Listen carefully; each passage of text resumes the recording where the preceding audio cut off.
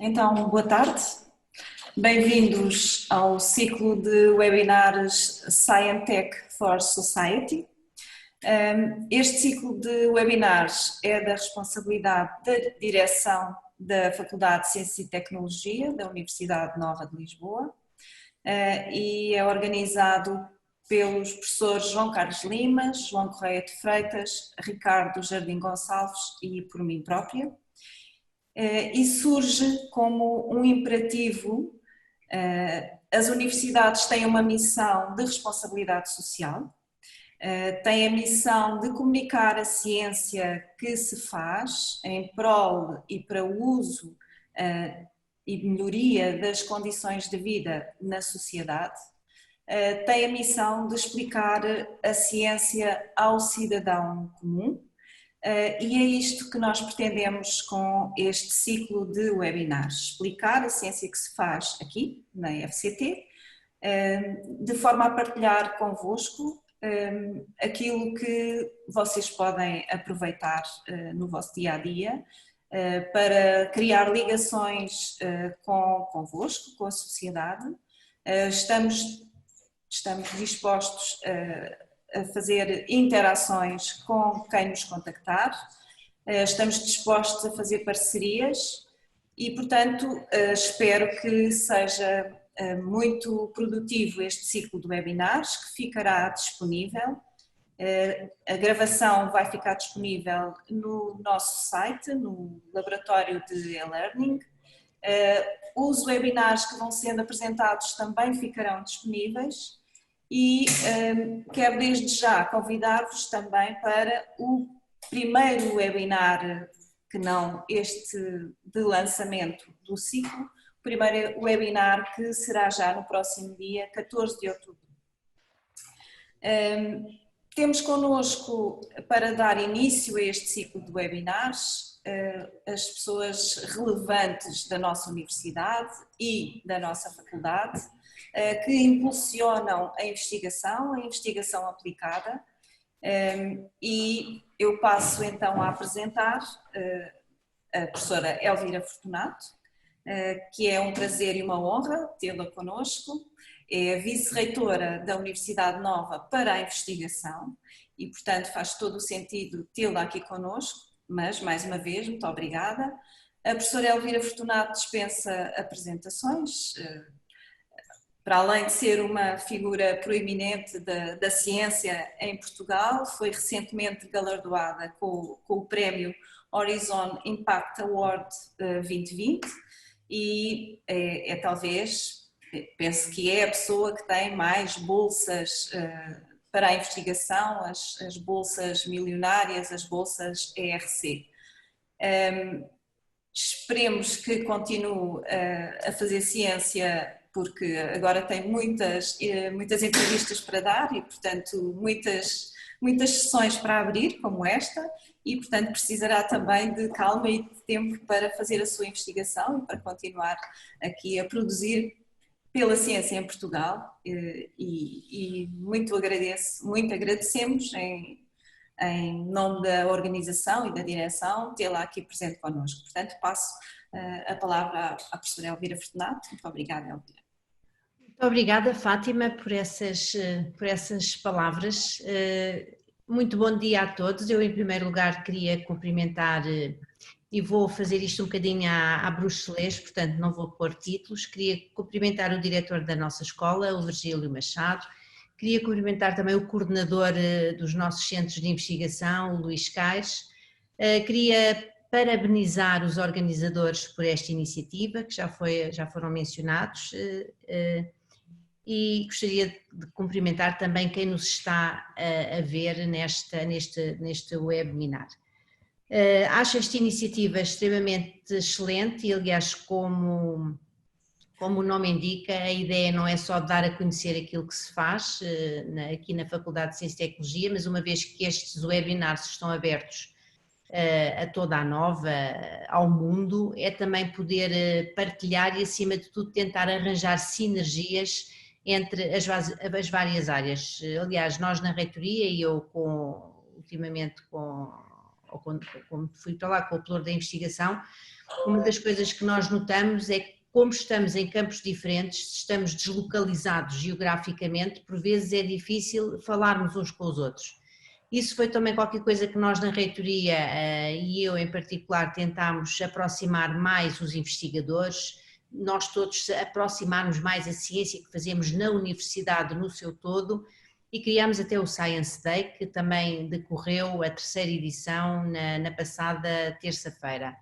É evidente que foi num formato um bocadinho diferente, face àquilo que vivemos hoje em dia, mas a ideia é essa, não só, penso que as várias escolas da Nova e a Nova no seu todo está a tentar que estas coisas se façam, e mais uma vez a faculdade sendo a maior escola da universidade, acho que é extremamente relevante e daí também o meu empenhamento e em acarinhar estas iniciativas, porque nós somos muitos, aliás mesmo com as novas regras deixámos de ter aquele plenário de há muitos anos, se calhar muitos dos que estão aqui a assistir já nem sabem o que é isso, mas no fundo era uma forma de nós convivermos e trocarmos algumas ideias. Hoje em dia é evidente que temos estas formas digitais de podermos partilhar o que fazemos, mas não é a mesma coisa, portanto temos os webinars, mas no futuro temos que ter também physical webinars, talvez, ter mais estas reuniões, que até no formato em que está, que é na hora do almoço,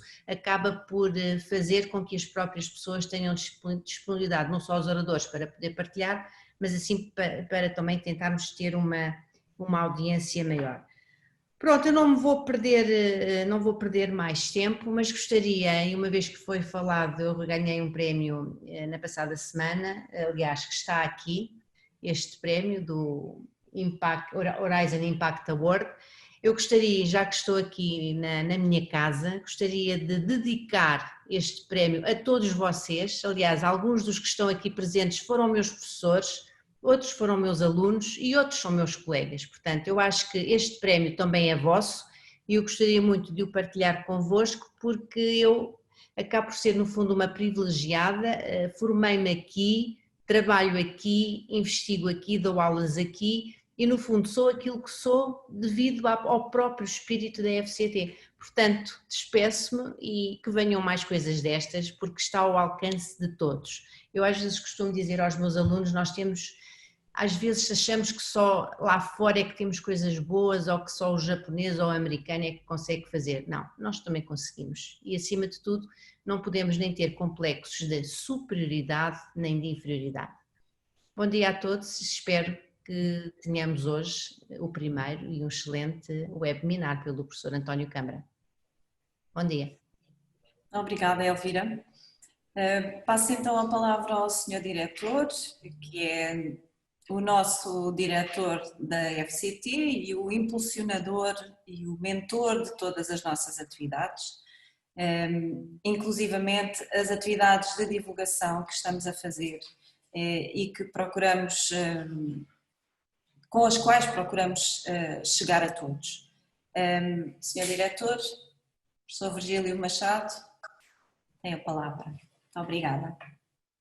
Obrigado, Fátima. Bom dia a todos.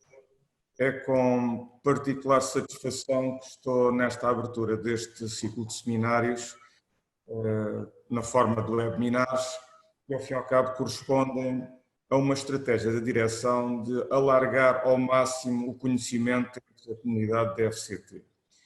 Eu várias vezes tenho referido que a questão da interdisciplinaridade é uma palavra que devemos continuar sempre a pedir e para isso é fundamental que nos conheçamos uns aos outros. Nós, por vezes, estamos demasiado compartimentalizados, com barreiras importantes em termos de departamentais, com barreiras dentro dos departamentos, às vezes de setor por setor, e cada departamento até fica num prédio diferente, torna às vezes mais difícil o networking.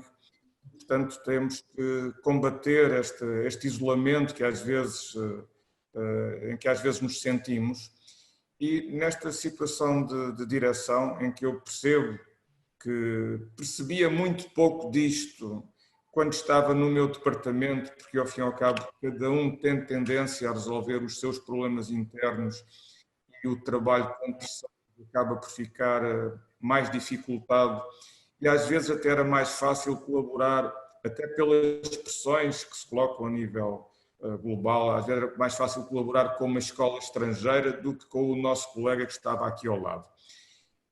Nós sabemos que os problemas são globais e requerem a necessidade de intervenção das várias áreas científicas. Ainda recentemente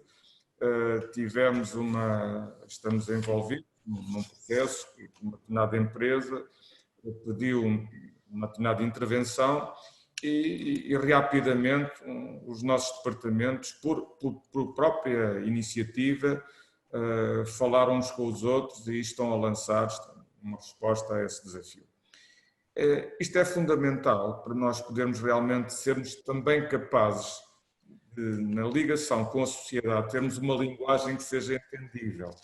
Se nós não nos entendermos a nós próprios, quando falamos na nossa linguagem muito científica e muito dedicada àquilo que nós sabemos, e não procuramos entender de que maneira é que outros, de outras áreas científicas, que se já podem endereçar o mesmo tipo de problemas, podem, ao fim e ao cabo, dar resposta de forma mais coerente, com uma equipa mais alargada, com um conhecimento melhor, então não estaríamos a cumprir a nossa função. Por isso, estes seminários correspondem exatamente também a uma tentativa, ao fim e ao cabo, de dar resposta a estas questões, na medida do possível.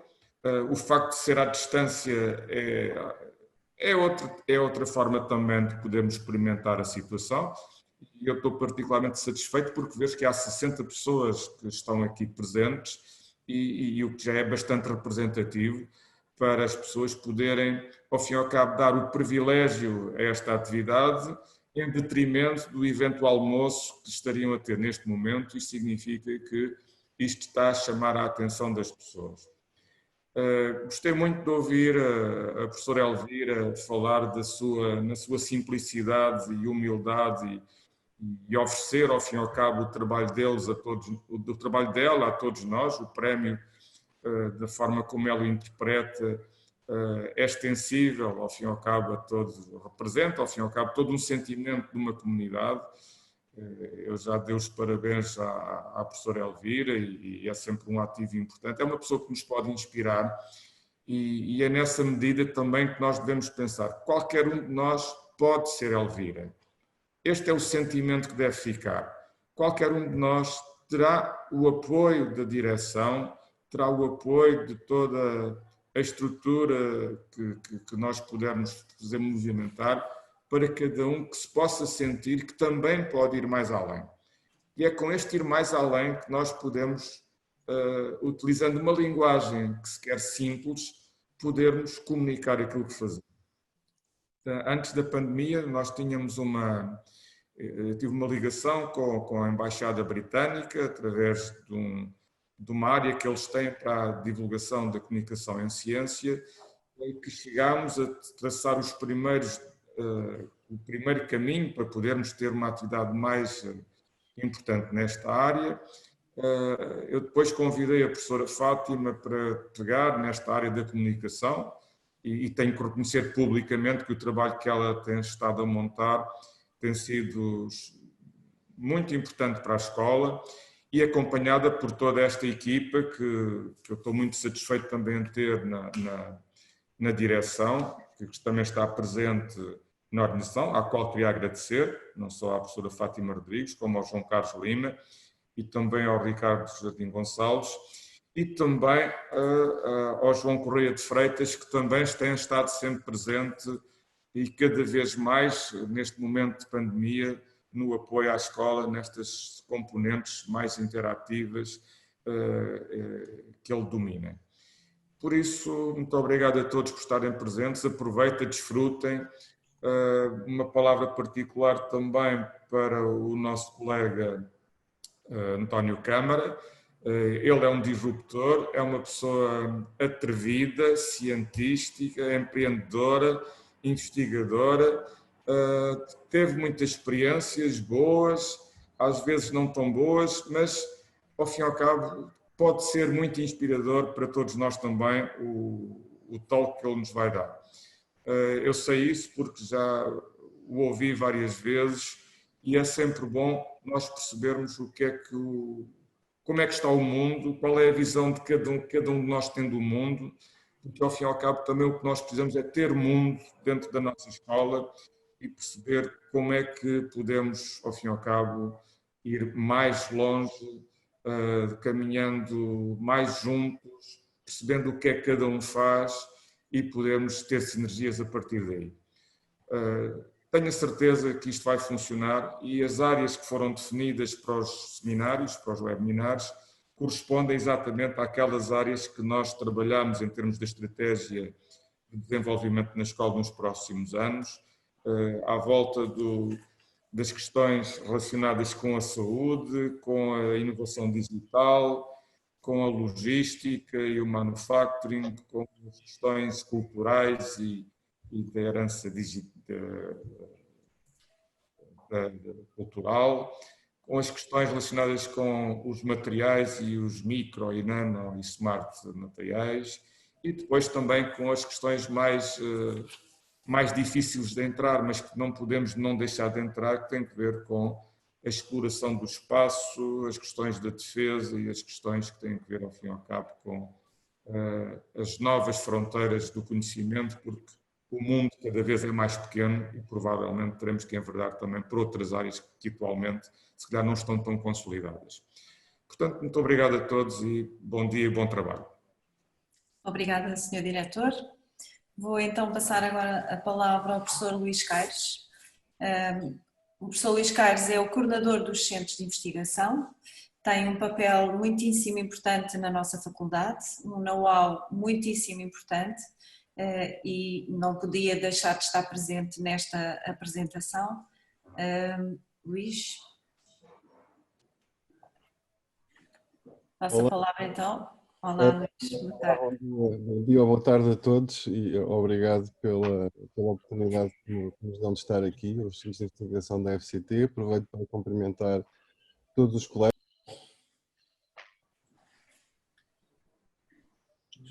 Quem é que desligou?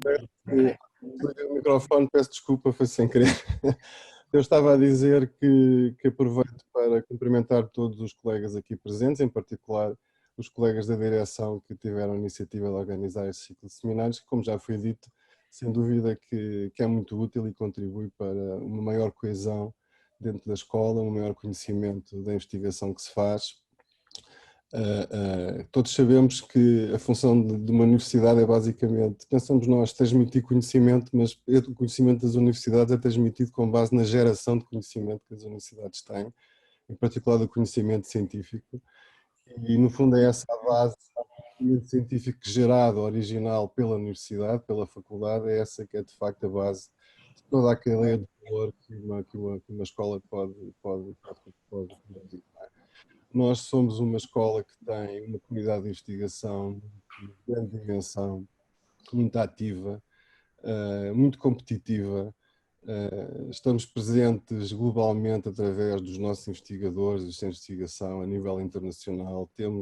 Possuímos pessoas como, enfim, o caso da Elvira e outros colegas que são de grande notoriedade internacional, premiados, mas somos de facto um coletivo muito grande, com muitas pessoas, somos mais de 600 docentes investigadores, se contarmos com os investigadores pós-docs e outros, somos quase 1000, temos centenas de alunos de doutoramento, neste momento a faculdade tem cerca de 600 alunos de doutoramento, pessoas que se estão a preparar para a investigação, formamos mais de 80, 90, às vezes 100 doutorados por ano. Esses doutorados realimentam a nossa investigação, são colocados nos centros de investigação, vão trabalhar para o mercado de trabalho. Temos 16 centros de investigação em todas as áreas da ciência e tecnologia. Desses 16 centros, 14, como todos sabemos, temos o orgulho de verificar que estão classificados com as classificações de topo da Fundação para a Ciência e Tecnologia, excelente e muito bom, e é todo um esforço que faz desde o investigador individual ao coletivo, aos grupos de investigação, aos centros, em parcerias nacionais e internacionais, e portanto é muito importante, como foi dito pelas pessoas que falaram antes de mim, que seja dada a maior visibilidade possível a estas atividades e que seja, desde logo, que haja um conhecimento interno daquilo que é feito, porque de facto é uma estrutura muito pujante. Nós verificámos há pouco tempo, na última call de projetos para a FCT, da qual dos projetos nacionais.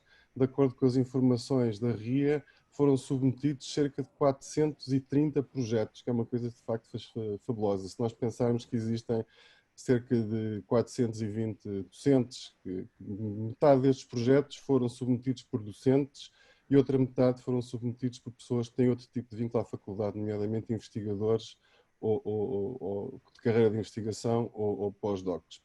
Portanto, são números fabulosos. Outro número engraçado que eu vos posso dar é que estes outros projetos foram coordenados em partes praticamente iguais, por homens e por senhoras, sendo que as senhoras até estão em maioria. 52% destes projetos têm como PI senhoras e 49% foram submetidos por investigadores masculinos. Portanto, é muito importante darmos esta visibilidade, e toda a escola penso que tem tido muitas iniciativas deste género, mas que falta talvez este evento vem dar um contributo, mecanismos de cola e de coesão que permitam dar visibilidade não só a projetos de investigação mais individuais, mais locais, mas sim visibilidade, como penso que é este o objetivo, àquilo que as várias áreas de investigação fazem, que tipo de problemas resolvem, qual é que são os problemas colocados pela sociedade que essas áreas estão a resolver, que soluções foram propostas, que parceiros têm,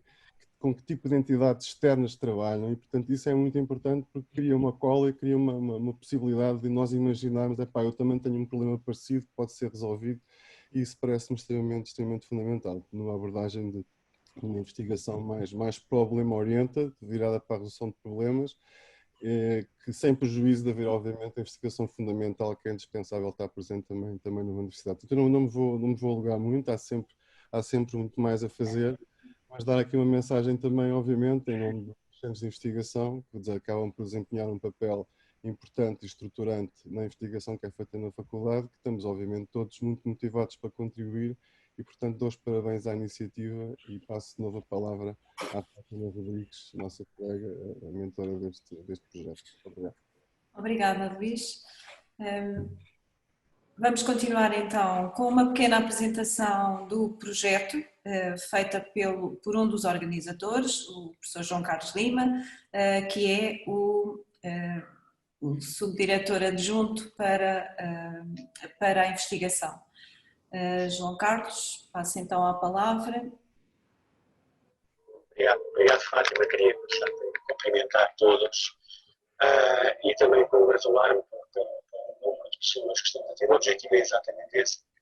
E talvez acrescentar, uma vez que já foi dito tanta coisa, que no fundo e que reflete exatamente aquilo que é, acho que é a vontade de todos. Todos nós temos esta vontade, nesta comunidade, de nos conhecermos, de nos reconhecermos, de nos revermos, de vermos o que é que fazemos no dia a dia, como é que nos comprometemos com os nossos trabalhos de investigação científica e também, ao mesmo tempo, como é que nos comprometemos com a sociedade. Acho que isto é uma vontade unânime da escola, e só não se encontrou ainda o caminho para isso. E em reflexão, às vezes, falando com os colegas, o que nós apercebemos é que a grande dificuldade, às vezes, de encontrar este caminho para nos conhecermos de uma forma muito mais abrangente e transversal é o tempo, a disponibilidade, e o Covid vem aqui criar realmente uma oportunidade, porque a flexibilidade do horário, pelo facto de estarmos numa videoconferência da hora de almoço, permite isso, como foi realçado pela Elvira. Mas outra das grandes dificuldades, frequentemente, é a forma hermética com que nós comunicamos a ciência dentro dos nossos próprios setores, não é? Porque somos especialistas, e se calhar o que precisava o que era necessário era pensar a comunidade da FCT não só na sua dimensão científica, somos todos cientistas, somos todos especialistas na nossa área, mas também na dimensão humana. Nós somos todos seres humanos, todos nós preocupados com problemas que a sociedade tem, e gostamos de saber que esses problemas não têm soluções, se calhar, na minha área, mas têm na área dos meus colegas, e eu gostava de saber o que é feito sobre isso, e às vezes é difícil saber se isto não for traduzido numa linguagem que me trata a mim como um leigo, porque eu sou um leigo na área do meu colega. E, portanto, nós optámos aqui por este formato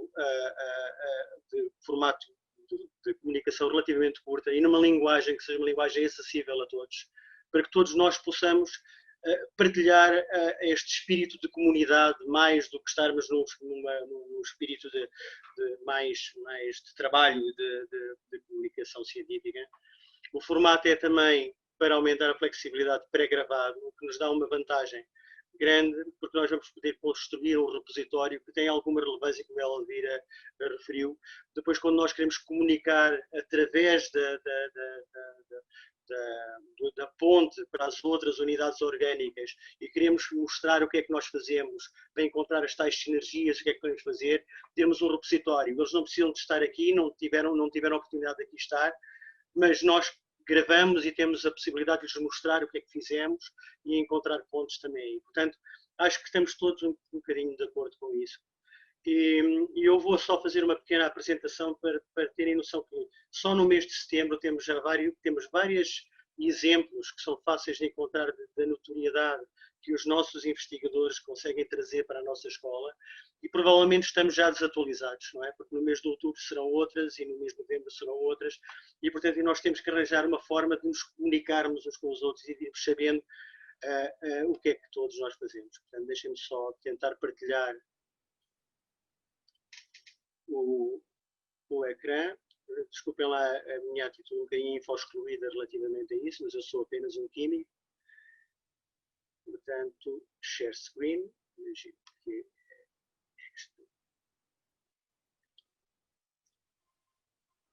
Portanto, começando obviamente pelo exemplo que já foi mencionado, que é um exemplo que de facto peço imensa desculpa, que é um exemplo que de facto muito nos honra, que nos dá uma visibilidade inacreditável, que é o prémio do Horizon Impact Award 2020, ganho pela Elvira, e que tem muitíssima relevância porque de facto mostra que a FCT, encabeçada pela Elvira, é pioneira nesta área dos displays com materiais ecológicos em colaboração com a Samsung e é isto que reflete este prémio. Não é?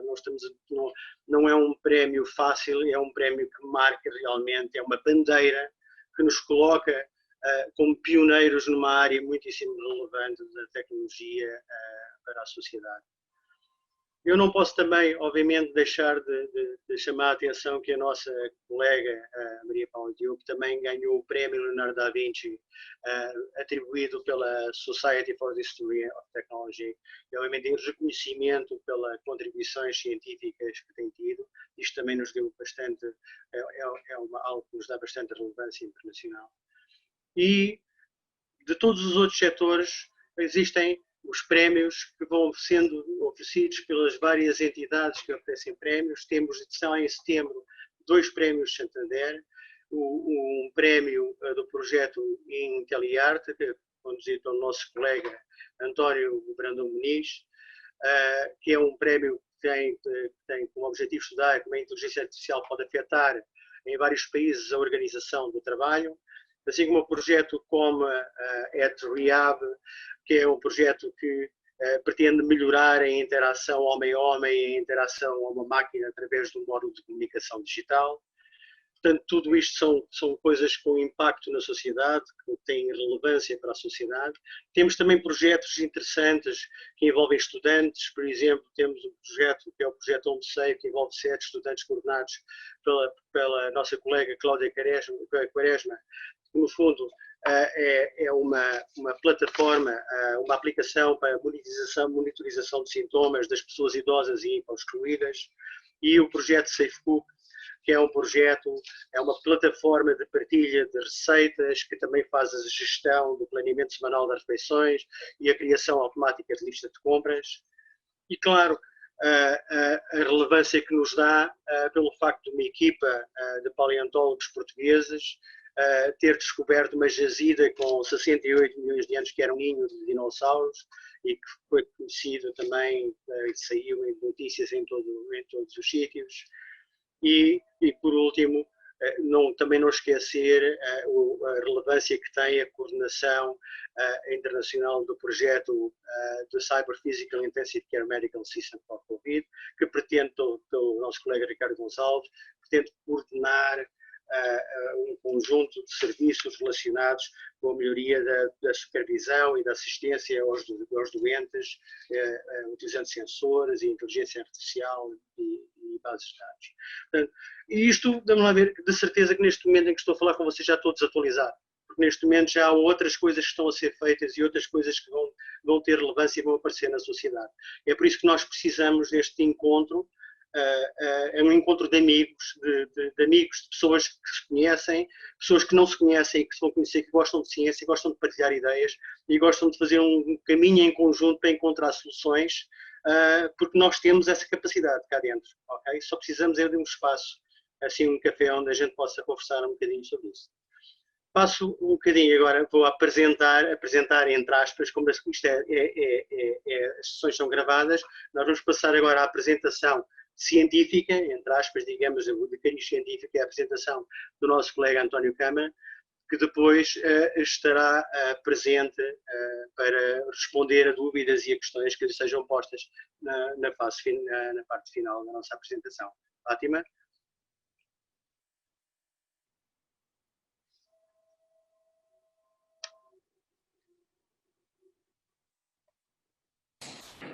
Vamos então passar o vídeo do professor António Câmara.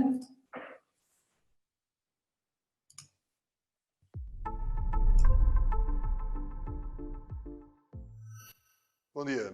Eu venho contar uma história que começou há quase 20 anos.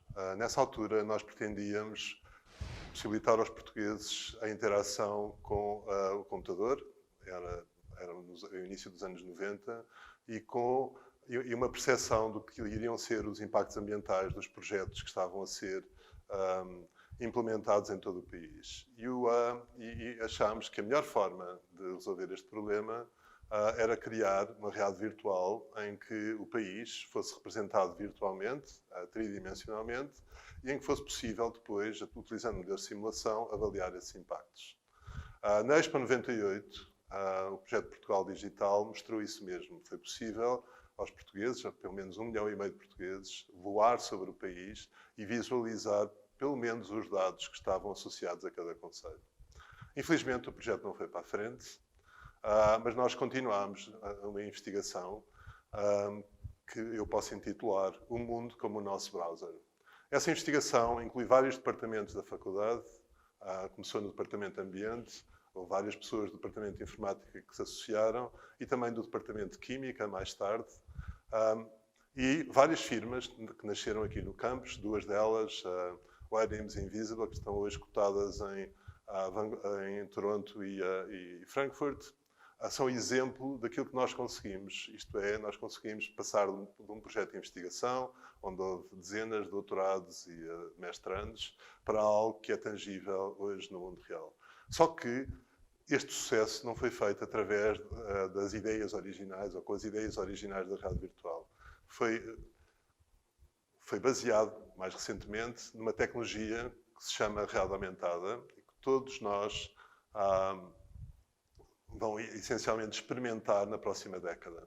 Nós estamos numa fase onde vamos passar de uma web que ainda é bidimensional e linear para um mundo tridimensional e não linear, e essa passagem vai ser realizada através da introdução de óculos de realidade aumentada. Nós hoje, com o telemóvel, já temos uma primeira aproximação, mas sobretudo a partir de 2023, com o aparecimento dos primeiros óculos da Apple, a evolução será total.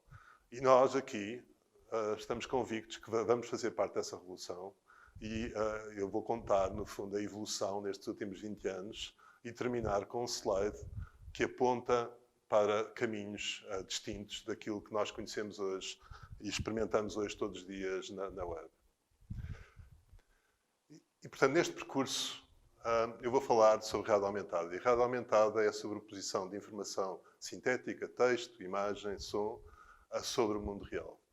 Há duas grandes fases neste desenvolvimento da realidade aumentada. Os primórdios, em que nós vamos ver a evolução de uma realidade aumentada em que, essencialmente, nós reconhecíamos marcas.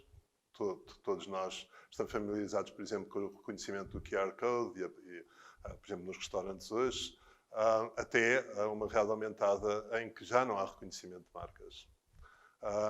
E depois esta ambição maior, que já está muito patente nas grandes empresas de computadores do mundo de hoje, que é, no fundo, transformar o mundo num browser. E, portanto, os diferentes passos que vão levar seguramente a uma nova internet nesta década. Tudo começa aqui na faculdade em 99, quando nós ganhamos um projeto da FCT para criar um sistema piloto de realidade aumentada. Na altura havia muito poucos centros no mundo, nós trabalhávamos sobretudo com a Universidade de Columbia, o professor Steve Feiner, que ainda hoje está associado aqui ao Nova Links, portanto, com a professora Nuno Correia, Teresa Romão, desenvolvemos um sistema quase que absurdo, em que tínhamos um computador que pesava 10 kg numa mochila, tínhamos uns óculos de rádio virtual adaptados e uma câmara, e essencialmente o que nós queríamos era reconhecer e sobrepor informação sobre os edifícios da faculdade, e foi com grande entusiasmo que olhávamos para o edifício de matemática e aparecia um letreiro dizendo edifício de matemática. Hoje pode parecer ridículo, mas na altura este era um avanço que nos entusiasmava imenso. Portanto, tínhamos conseguido sobrepor algo no mundo real. Felizmente houve uma evolução, mas antes dessa evolução, e essa evolução é muito marcada depois pelo aparecimento dos smartphones e, no fundo, das câmaras, que passaram a ser ubíquas. Antes disso, nós desenvolvemos, aqui também com a ajuda do Departamento de Engenharia Eletrotécnica, basicamente desenvolvemos um sistema que era um mirador virtual. E no mirador virtual nós tínhamos já uma máquina, tínhamos um computador, tínhamos uma câmara, onde nós olhávamos para um monumento e sobrepunhamos a informação explicando a história e, portanto, todas as características desse monumento. Este produto foi depois difundido um pouco mundialmente e foi tema de 2 artigos, um na revista do Economist, o título intitulado era Reality Only Better, e depois, mais tarde, também na Wired. Mas este dispositivo foi o primeiro dispositivo de realidade aumentada, era basicamente um monstro. Quando nós hoje comparamos o que era o mirador virtual com o nosso telemóvel, vemos que, de facto, houve uma evolução imensa.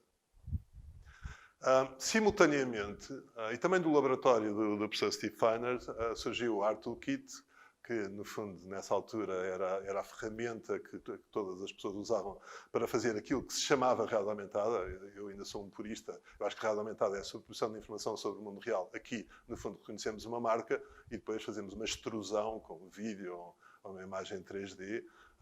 E, obviamente, há muita utilidade nesta faceta da realidade aumentada, mas que depois passou a ser ultrapassada, curiosamente, por um trabalho desenvolvido aqui. E esse trabalho foi o que se chama realidade aumentada markerless, ou sem marcas, em que, essencialmente, o que fizemos foi introduzir um elemento virtual numa cena real. Teve um enorme impacto na altura. Nós ganhámos o Augies, que é o equivalente ao Oscar não oficial de realidade aumentada, em 2010. Tivemos no Consumer Electronics Show com a Canesta, que depois foi comprada pela Microsoft e transformou na Kinect.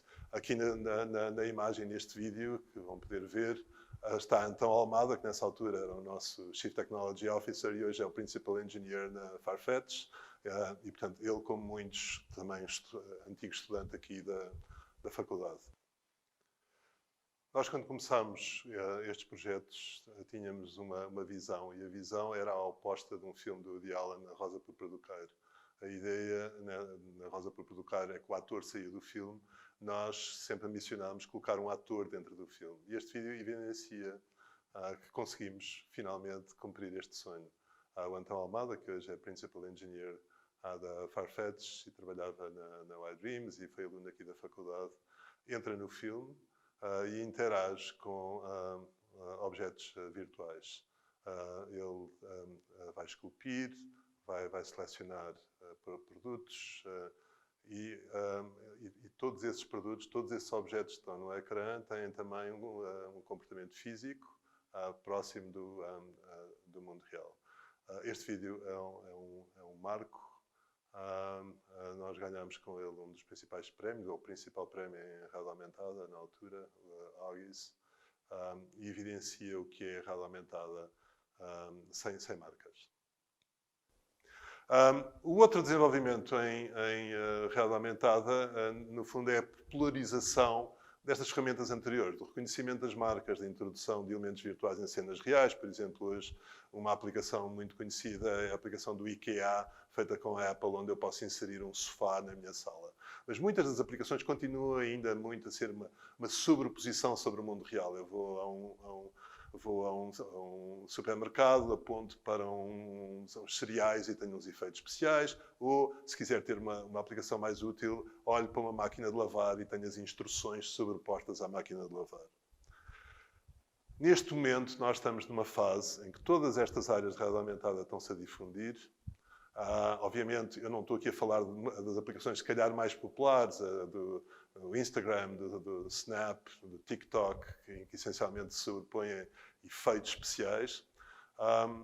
Nós estamos numa fase onde a realidade aumentada vai passar a ser algo muito sério. A realidade aumentada vai ser a interface, a inteligência artificial vai ser, no fundo, o back-end, mas o que se está a construir nesta altura é algo totalmente diferente. E isso, basicamente, é o World as a Browser. Nós vamos poder interagir com o mundo real. Nós, até aqui, temos vivendo essencialmente no mundo de dados, e a realidade aumentada vai ser a ponte entre esse mundo de dados e o mundo real.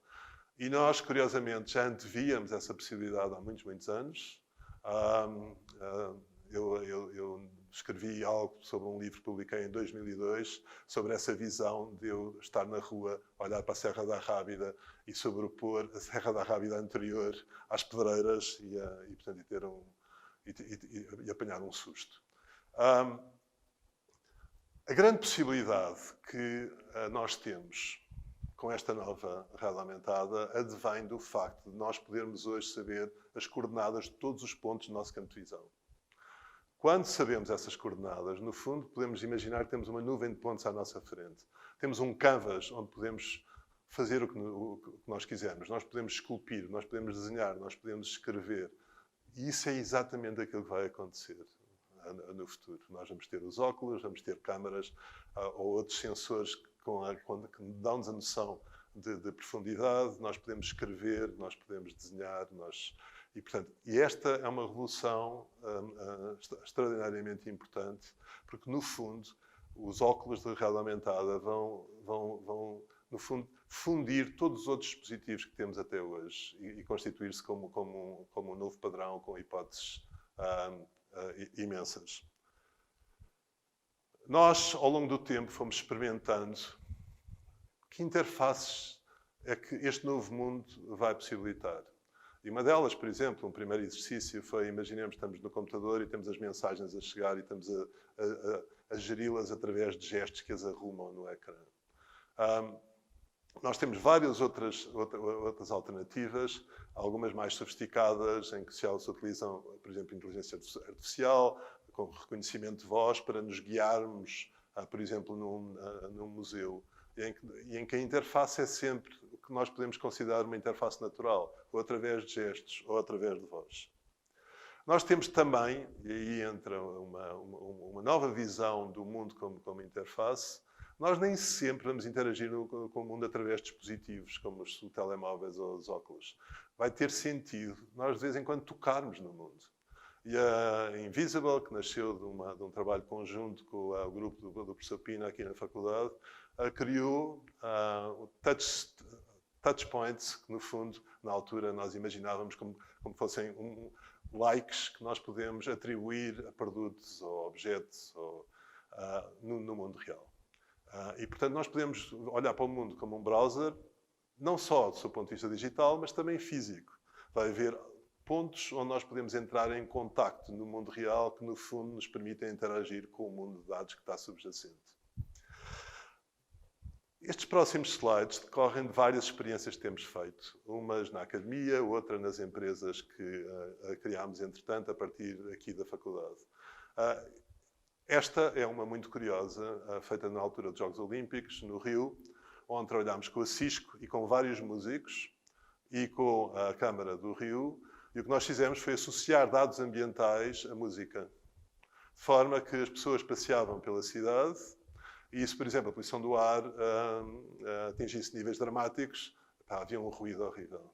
No momento em que não havia, por exemplo, som ou não havia ruído, podíamos ouvir um samba. E, portanto, nós fizemos aquilo que na altura se chamou a primeira musicalização da cidade numa aplicação móvel. Obviamente, estão convidados depois a explorar estes vídeos em detalhe. A doutoranda, que neste momento está a acabar, fez também um trabalho experimental sobre a introdução do paladar e do olfato, algo que é extraordinariamente importante em ambiente. Nós estamos a olhar para a estarreja, nós não imaginamos o impacto no olfato de estarreja. E o desafio foi como é que nós vamos comunicar esse impacto. Quando não dispomos dos sintetizadores no local. E, portanto, o trabalho foi extraordinariamente imaginativo. A Paula Neves é uma designer e ela desenhou, utilizou o que se chama sinestesia dos sentidos e desenhou algo que tenta mostrar o impacto em termos de olfato e de paladar e depois também quais são as moléculas que são responsáveis por esses efeitos. Este projeto é muito curioso e, num pequeno à parte, é muito difícil lidar com o olfacto e com o paladar porque não é padronizável, já não há os estándares que nós temos no mundo visual e auditivo. Por exemplo, se vocês entrevistarem pessoas que vivem junto de uma fábrica de papel, elas acham o olfato perfeito. Nós, aliás, fizemos uma vez um ensaio com a água do luz e a água da torneira e a maior parte das pessoas achava que a água do luz é que tinha cloro. Portanto, na realidade aumentada também tem esta noção dos sentidos e um dos sentidos mais importantes, de facto, é a audição. E nós, nos últimos meses, tentámos realizar um sonho antigo e que, nesta altura, se transformou num sonho atual devido à pandemia, que foi a possibilidade das pessoas participarem num espetáculo desportivo remotamente. Portanto, imaginemos, estamos em casa, estamos a ver um jogo de futebol e queremos transmitir as nossas emoções.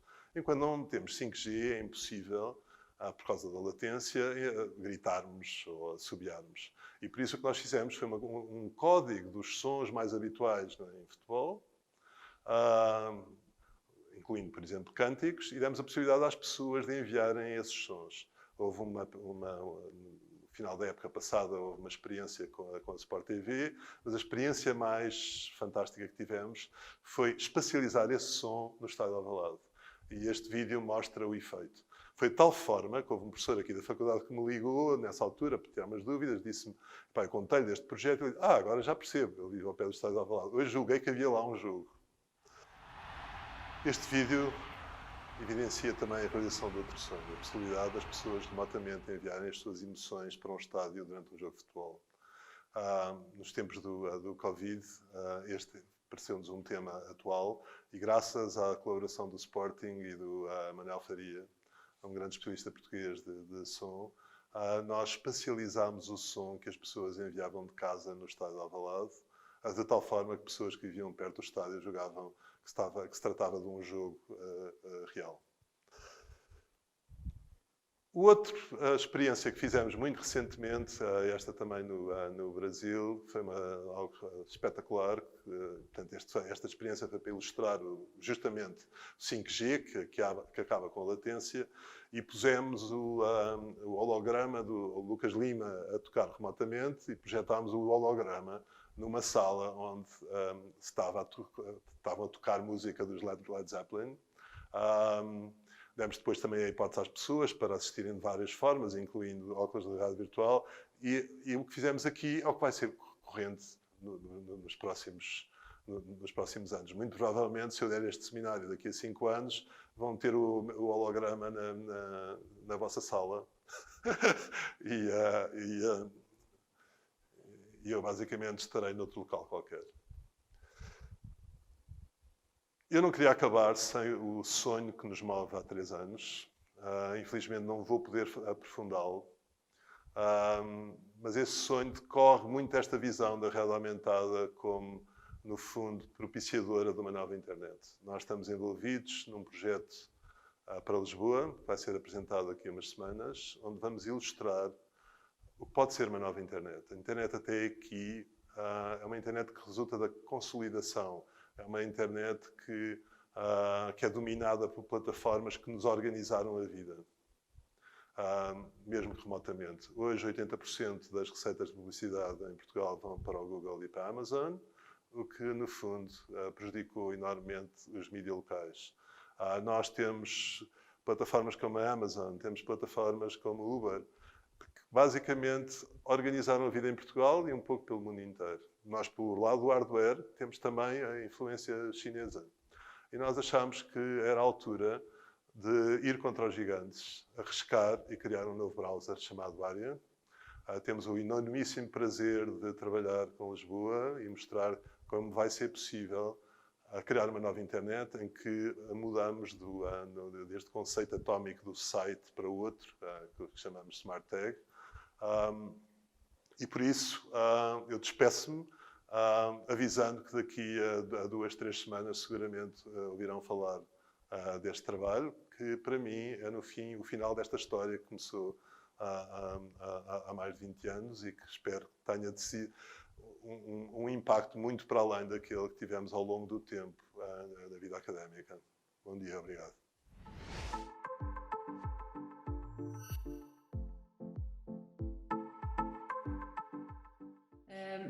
Penso que temos o professor António Câmara connosco. Já estou aqui, sim. Obrigada. Vamos então passar à sessão de perguntas e respostas. Muito obrigada, professor António Câmara. Foi um prazer termos este seu testemunho e agora gostaríamos que colocassem as vossas questões aqui no chat e o professor João Carlos vai dar seguimento às perguntas e respostas.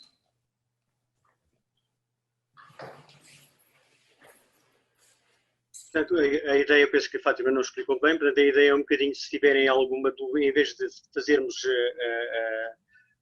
perguntas de viva voz, se calhar o melhor é as pessoas porem questões no chat e fazermos uma situação moderada, porque assim dá para controlar um bocadinho melhor o tempo de intervenções, porque já temos um bocadinho já por cima. Já agora quero também cumprimentar o António Câmara e gostei imenso da apresentação, como de costume, uma apresentação muito inspiradora.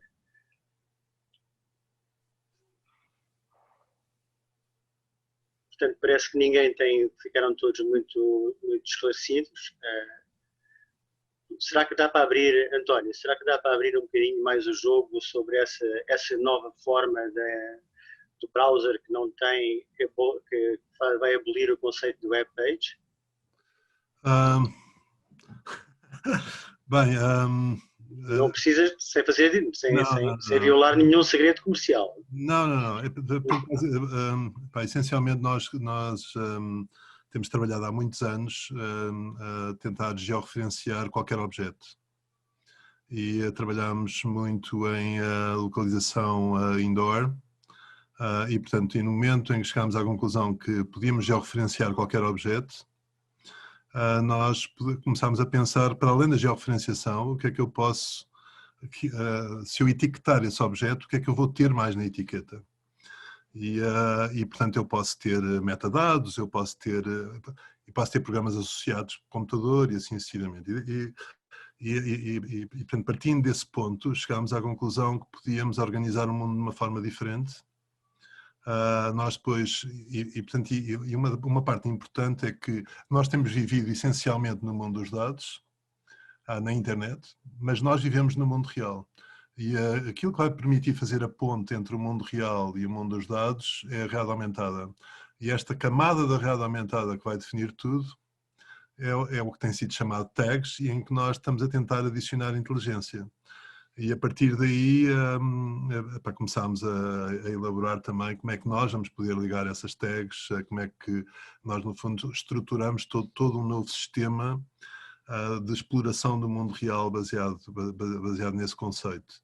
E para já é um pouco, não posso adiantar muito mais, mas um ponto importante é que as aplicações são especialmente importantes ao nível hiperlocal, ao nível dos negócios locais, como é que nós damos uma nova, sobretudo nesta altura em que há todos estes problemas, como é que nós damos uma nova vida a locais que têm estado numa enorme dificuldade portanto, tem sido extraordinariamente gratificante, não só do ponto de vista tecnológico, mas falar com as pessoas que vão poder beneficiar desta abordagem. E vai haver exemplos extraordinariamente inspiradores que vêm da resiliência das pessoas de Lisboa, que têm combatido todas estas crises sucessivas e esta crise absolutamente devastadora. Ok, há aqui uma questão sobre o hardware e pelo telemóvel. Ok, portanto, não sei se é a questão logo a seguir. Não, anteriormente temos uma questão do Rodrigo. Okay. Sim. Okay? Se puderes saber como é que a realidade aumentada e qual vai ser a influência da interface eletrónica e sensorial nos desenvolvimentos futuros nesta questão da realidade aumentada. Okay. E depois como é que se interliga esses componentes virtuais com a projeção de hologramas. Ok, portanto, quando eu estava a falar ali em hologramas, estava a pegar eu fiz vários erros ao longo da minha apresentação, agora estava a rever, um dos quais foi acusar a Amazon de retirar as receitas publicitárias. Quem retira as receitas publicitárias são o Google e o Facebook, mas essa é uma questão importante, porque quando se fala em hologramas, estou a falar hologramas entre aspas, essencialmente estamos a falar em quase hologramas, e basicamente a visualização destes quase hologramas vai ser possível com os óculos de realidade aumentada que vêm para o mercado. Neste momento, na Coreia, já se estão a vender talvez a primeira edição para o público em geral, já com um sistema de visualização muito superior àqueles que vinham do Google Glass e sucedâneos, que são os Nreal, que estão a ser lançados com a LG, mas a grande transformação vai ser quando a Apple lançar os seus óculos de realidade aumentada, espera-se que em 2023, e esses óculos de realidade aumentada vão ter várias características únicas, vão ser também formas de consumo dos mídia, vão ter a capacidade da gestão da visualização digital, portanto vão tentar replicar, por exemplo, as receitas médicas para os nossos óculos, e depois vão ter toda esta componente de, no fundo, nos abrirem à frente de nós um canvas em tridimensional onde tudo se pode passar. E, portanto, não só a Apple, mas o Facebook, Microsoft e várias outras estão a investir mais de 1.000 milhões de euros por ano, estão a comprar a vários tipos de empresas para criarem esses óculos. Numa primeira fase, o processamento ainda vai estar nos telemóveis, nos smartphones, mas depois eles vão incluir dentro dos óculos, e por exemplo é muito curioso que a Apple comprou empresas para no fundo, a minimizar os efeitos do calor que se vai sentir nos óculos, mas enfim. Portanto, eu acho que portanto, o que se vai visualizar, os hologramas, basicamente vão-se visualizar através dos óculos e não são verdadeiramente hologramas na verdadeira acessão da palavra. Eu penso que isto responde um bocadinho à segunda questão, António, que é sim, o hardware, não é? Portanto, responde bastante. Penso que o Rodrigo tinha também mais outra questão acerca da Invisible, como é que a Invisible se desenvolveu e penso que era isso, não é, Rodrigo? Ok, é um processo muito curioso. Eu já não sou gestor, um dos pontos importantes é que eu já não sou gestor de nenhuma destas empresas, felizmente. E, portanto, eu não posso contar do dia a dia. Nós tivemos uma fase extraordinariamente difícil em 2015, depois conseguimos investidores canadianos e alemães. A Invisible, neste momento, a primeira reunião com os investidores foi muito curiosa, porque a primeira coisa que eles disseram é que nós não sabíamos nada de capitalismo. Ok, o que é verdade. E uma das razões que disseram foi porque tinham vindo de Lisboa e viram um parque de estacionamento junto do rio. E, portanto, imediatamente o que fizeram na Invisible foi focar a Invisible a fazer smart labels. Ok, portanto, a Invisible hoje em dia é uma empresa que faz smart labels, continua com a investigação, e depois foi um processo muito, muito longo, conseguiu ir para a Bolsa.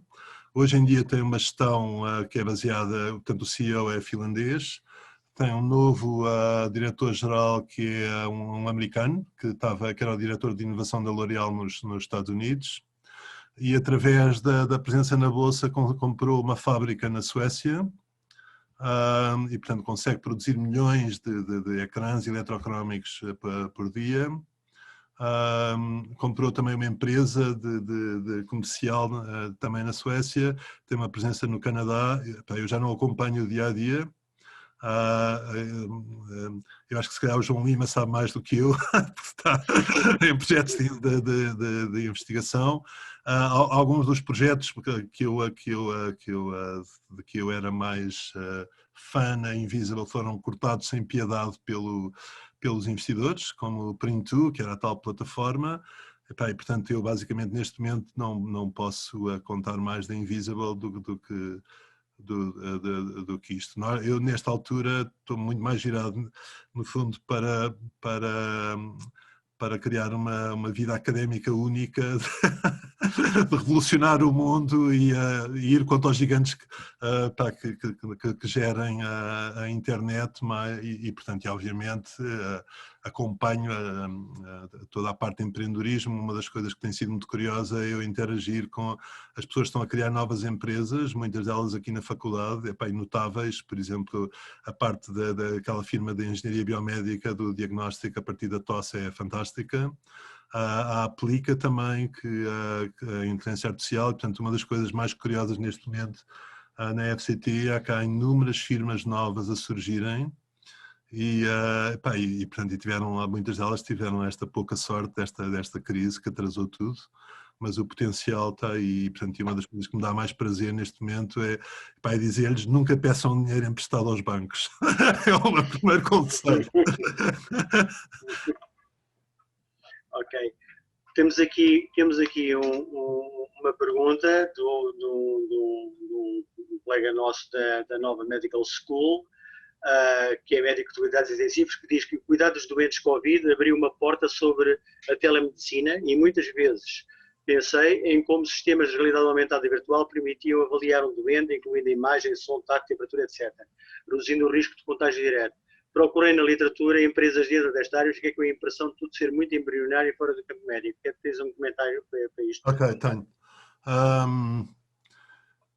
Eu acho que é natural que ele sinta isso, porque se sente isso em praticamente todas as áreas de realidade aumentada e realidade virtual. Parece tudo embrionário. Mas eu gostaria de referir que nós fizemos um projeto que ainda está a ser utilizado no Hospital Santa Maria há algum tempo, chamado iScope. Foi feito com o Lobo Antunes, quando ele era vivo, e com um estudante doutoramento dele na altura, Rainha de Campos, em que havia uma interface com o sistema de informação médica por gestos, que no fundo usava um pouco de realidade aumentada, era possível fazer medições. Não é obviamente um exemplo de telemedicina, mas é um exemplo em que a realidade aumentada foi utilizada à medicina de uma forma bem sucedida. E portanto, eu acho que há todo o potencial Eu tenho falado com vários médicos e médicas que se têm queixado da infraestrutura que existe para a telemedicina, e sobretudo a parte desesperante de não poder tocar no doente. A única coisa que eu posso dizer é que neste momento há firmas que recebem dezenas de milhões para trabalharem nessa área, e acho que os resultados vão aparecer, mas de facto é ainda muito... é natural que sinta a incipiência, porque ela é verdadeira. É onde estamos nesta altura. Há obviamente empresas que dizem o contrário, mas não é verdade. Nós sabemos bem que há inúmeros problemas e é uma área extraordinariamente difícil.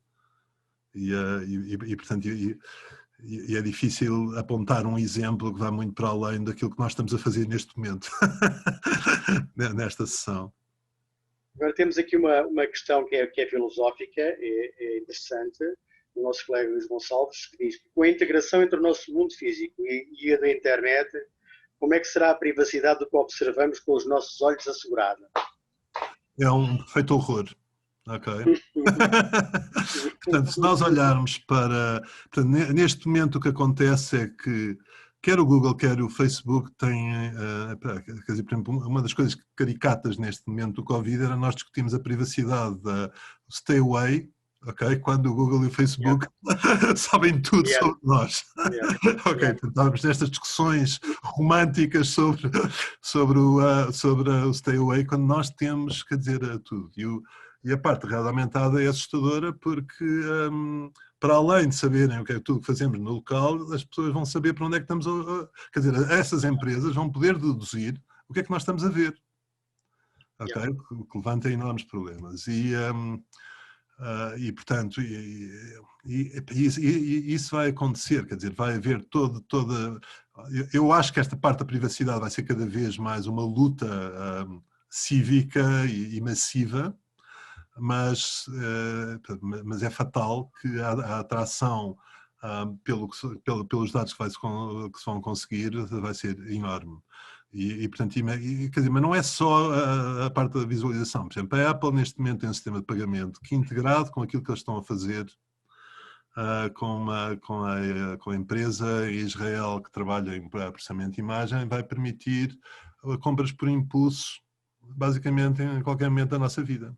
Okay? Portanto, nós passamos por um local, olhamos para um objeto e se esse objeto fizer parte da base de dados que a Apple tem, vai ser possível comprá-lo por impulso. Nós vamos poder estar a ver um filme no Apple, nem sei como é que se chama o streaming da Apple TV ou whatever. Nós estamos a ver um filme, olhamos para os brincos da atriz e gostamos, e a Apple vai fazer tudo para nós podermos comprá-lo em tempo real. E portanto, esse é um mundo de horror. Okay? E portanto, uma das coisas que nós estamos a tentar trabalhar é como é que se elimina isso, e vai ser incrivelmente difícil. Porque todas essas firmas estão sistemas de pagamento, a Facebook está a criar uma moeda, quer dizer, portanto o mundo é tenebroso sob esse ponto de vista. E portanto, agora o que nós vamos mostrar daqui a 15 dias em relação a este projeto de Lisboa, que é algo, que há outras possibilidades, e essas possibilidades são muito mais atrativas e conjugam não só a parte da reanimação económica, mas também a parte do ambiente e vários outros desenvolvimentos que mostraremos. Não isto prende-se um bocadinho com a última pergunta, que é para nós, a conversa está muito interessante, mas convém também que as pessoas depois tenham a possibilidade de almoçar, senão depois já não voltam lá para a nossa próxima sessão. Mas tenho aqui uma última pergunta do Luís Cais, que diz: qual é o tipo de aplicações e serviços que estão pensadas como demonstradores iniciais para fazer o showcase das capacidades do sistema? É tal coisa que... Eu posso dar vários exemplos. O exemplo mais fantástico é a loja do futuro, baseado na loja mais do passado que possam imaginar. Esse é um exemplo esse é um exemplo claro. Há outros exemplos na área da música. Neste momento, um dos maiores problemas que existe na área cultural é, de facto, toda a indústria da música. Portanto, temos outro exemplo na área da música e temos exemplos na área da circularidade. E temos vários outros. E depois temos a parte toda de show-off. Eu já falei no dia com a Fátima, mas nós neste momento estamos a trabalhar com a Ridley Scott Group para difundir este projeto. E cheguei ao Ridley Scott Group, que o diretor criativo é um português chamado John Philippe, e eu acho que a faculdade devia cooptá-lo, porque é das pessoas mais criativas e incríveis e fez os vídeos mais espetaculares de sempre.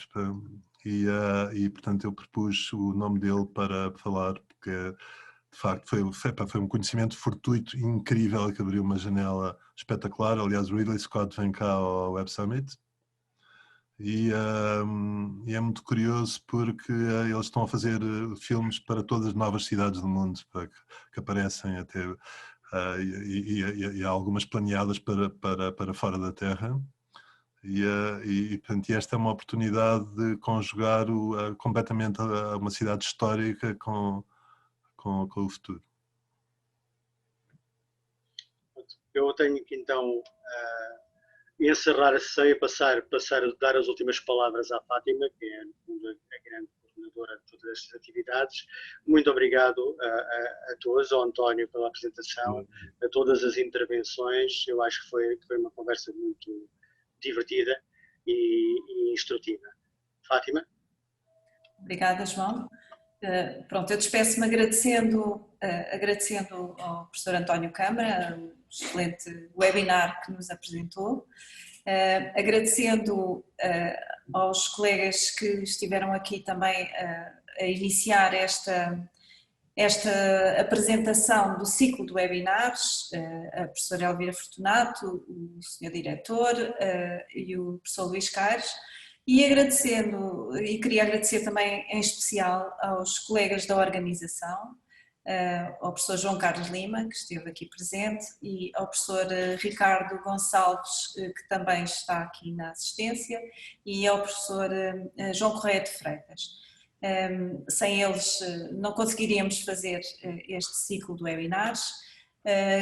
Agradecendo em especial agora no final a todos os presentes, esperamos que continuem a visitar-nos e a assistir aos nossos webinars, que vão ser webinars temáticos. Estejam atentos à nossa divulgação. O próximo webinar será no dia 14 de outubro, também ao 12h30, e faremos a divulgação através do site da nossa faculdade e do Facebook da nossa faculdade.